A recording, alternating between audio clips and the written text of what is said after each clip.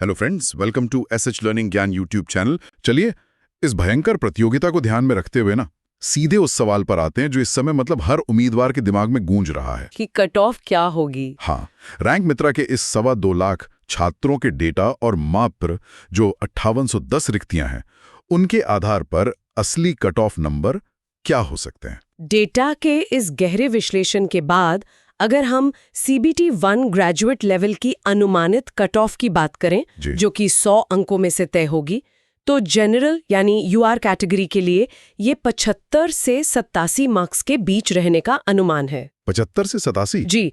अगर किसी का स्कोर नॉर्मलाइजेशन के बाद 75 के पार जा रहा है तो वो एक सुरक्षित स्थिति में माना जा सकता है। और EWS कैटेगरी के लिए ये आंकड़ा 70 से 82 मार्क्स के बीच रह सकता है। और बाकी आरक्षित श्रेणियों के लिए मतलब ये आंकड़ा कैसा दिखता है? OBC नॉन क्रीमी लेयर के लिए अनुमान है कि कट ऑफ 65 से 78 मार्क्स के बीच रहेगी।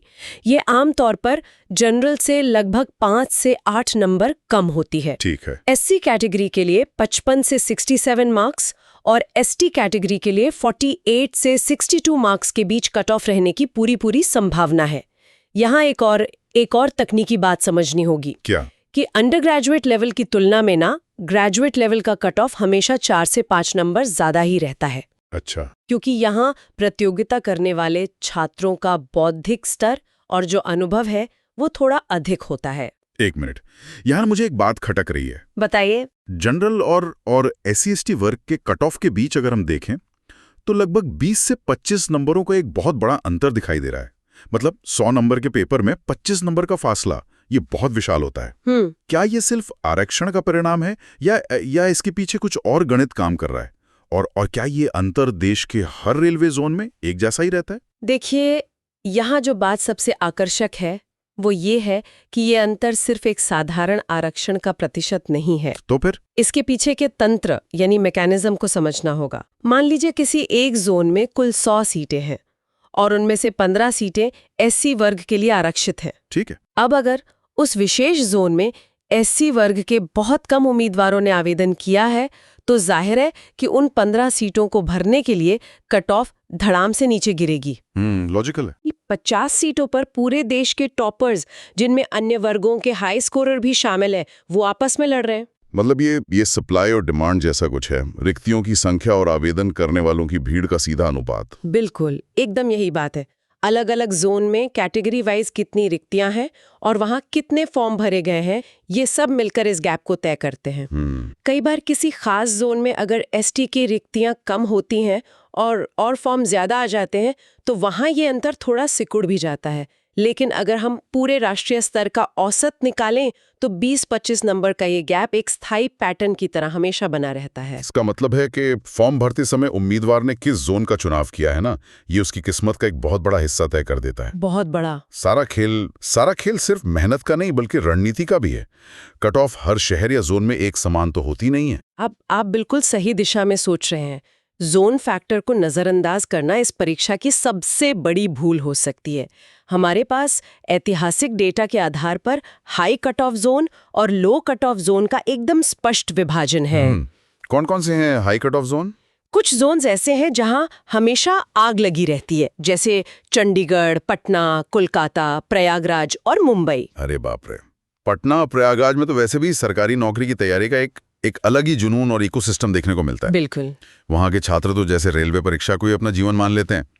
तो क्या इन जोन्स में कट ऑफ हमेशा आसमान पर रहती है? हाँ, अगर किसी उम्मीदवार ने इन हाई कंपटीशन वाले जोन से फॉर्म भरा है ना, तो कट ऑफ हमेशा उस अनुमानित रेंज के ऊपरी हिस्से में ही रहेगी।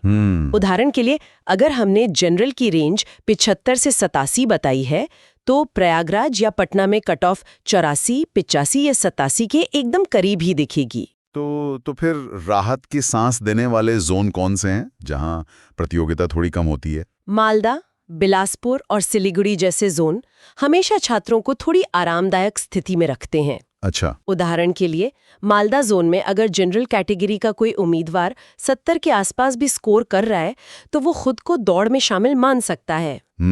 ये एक बड़ा अंतर है। लेकिन जोन के इस पूरे खेल के साथ साथ ना एक और बड़ा जादू है जो रातों रात किस्मत पलट सकता है, वो क्या? और वो है नॉर्मलाइजेशन की प्रक्रिया। हाँ, नॉर्मलाइजेशन।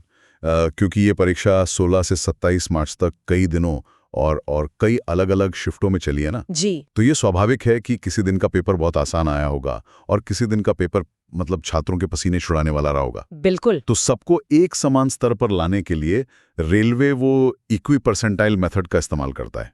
इसके पीछे का सिद्धांत क्या है? जी अगर मैं इसे एक एनालॉजी से समझाऊं, हाँ, बताइए। तो कल्पना कीजिए कि दो रेस हो रही हैं।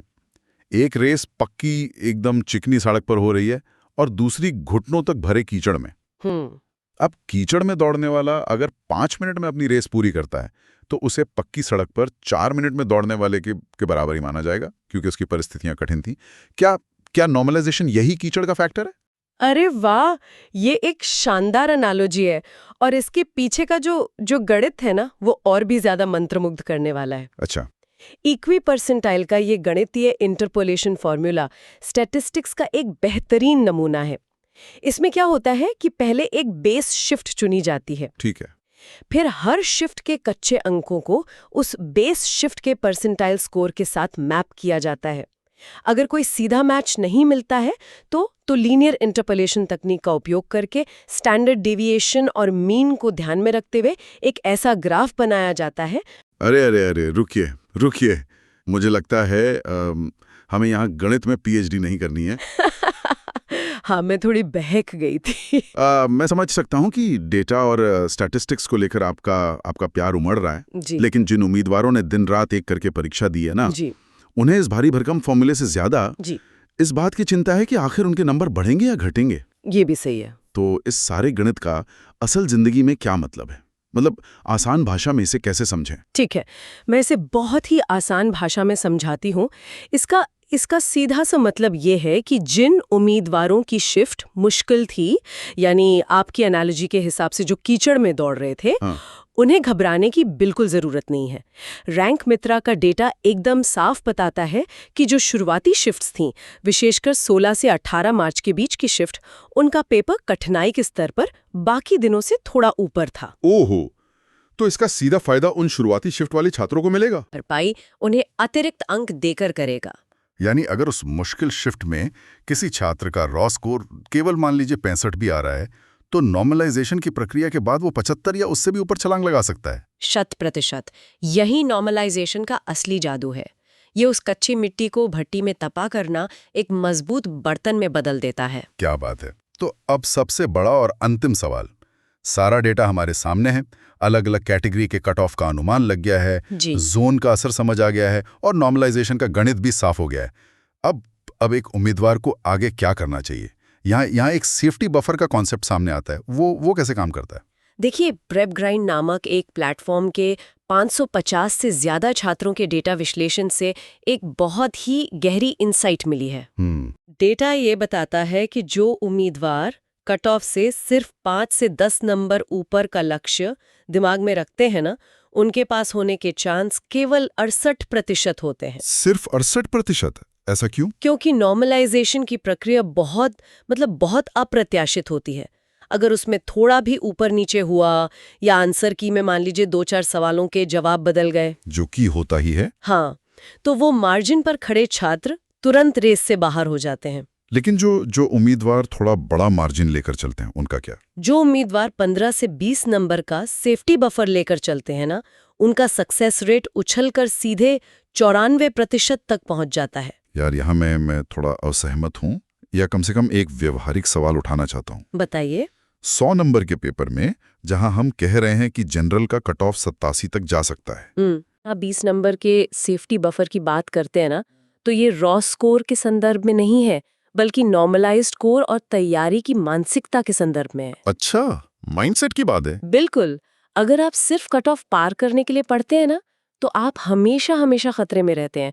आपको अपना लक्ष्य इतना ऊंचा रखना होता है कि सबसे मुश्किल शिफ्ट में भी आप औसतन अच्छा प्रदर्शन कर सकें। पॉइंट है। और सबसे महत्वपूर्ण बात जो हर उम्मीदवार को समझनी चाहिए, वो ये है कि CBT 1 वो सिर्फ और सिर्फ एक क्वालिफाइंग परीक्षा है। हाँ, इसके नंबर तो वैसे भी फाइनल मेरिट लिस्ट में नहीं जुड़ने वाले हैं। ये सिर्फ CBT 2 का दरवाजा खोलने की एक चाबी है। एकदम सही। असली कुरुक्षेत्र तो CBT 2 है, बिल्कुल। जो 120 मार्क्स का होगा। और वहाँ स्थिति और भी ज्यादा खौफनाक होने वाली है, क्योंकि CBT 2 के लिए ना कुल रिक्तियों के मुकाबले सिर्फ 20 गुना उम्मीदवारों को ही शॉर्टलिस्ट किया जाएगा। मतलब CBT 1 की भीड़ से निकलकर सबसे बेहतरीन दिमागों के बीच की वो एकदम सीधी टक्कर। हाँ, इसीलिए जिन उम्मीदवारों के नंबर सुरक्षित सीमा में दिख रहे हैं, जैसे जनरल के लिए 75 के पार और OBC के लिए 65 या 70 के आसपास, उन्हें रिजल्ट आने का इंतजार करते हुए अपना कीमती समय बिल्कुल बर्बाद नहीं करना चाहिए। उन्हें आज अभी इसी पल से CBT 2 की तैयारी में पूरी ताकत झोंक देनी चाहिए। सही बात है। रिजल्ट का इंतजार करना वो उन छात्रों की निशानी है जो लंबी रेस में पीछे छूट जाने वाले हैं। बिल्कुल सही कहा। तो अगर हम आज की इस पूरी इतनी विस्तृत चर्चा का सार निकालें तो बात बहुत साफ है। रॉ स्कोर वो शुरुआत है जिसमें 13 नेगेटिव मार्किंग का एक पूरा मनोविज्ञान छुपा है। हाँ। रैंक मित्रा के 2.25 लाख छात्रों के इस विशाल डेटा ने हमारी आंखें खोली हैं और दिखाया है कि डिजिटल दौर में प्रतियोगिता कितनी भयंकर हो चुकी है। एकदम। जहां जनरल कट ऑफ 75 से 87 के बीच रहने का अनुमान है, हमने ये भी देखा कि कैसे प्रयागराज और मालदा जैसे जोन ना किस्मत के फैसले बदल सकते हैं और कैसे नॉर्मलाइजेशन उन मुश्किल शिफ्ट वालों के लिए एक संजीवनी बूटी बन सकता है। और अंततः सिर्फ किनारे पर पास होने की मानसिकता को छोड़कर गहराई में जाकर एक ठोस तैयारी ही CBT 2 के लिए एकमात्र रक्षा कवच है। बिल्कुल। लेकिन आज के इस गहन विश्लेषण को खत्म करने से पहले ना मैं एक बहुत ही अलग और विचारोत्तेजक सवाल यहाँ छोड़ना चाहता हूँ। बताइए। जिस पर हर सुनने वाले को जरूर सोचना चाहिए। जिस तरह से आज रैंक मित्रा या प्रेप ग्राइंड जैसे प्रेडिक्टिव AI और डेटा टूल्स परीक्षा खत्म होने के कुछ ही घंटों बाद इतनी सटीकता से कट ऑफ और रैंक बता देते हैं। हाँ।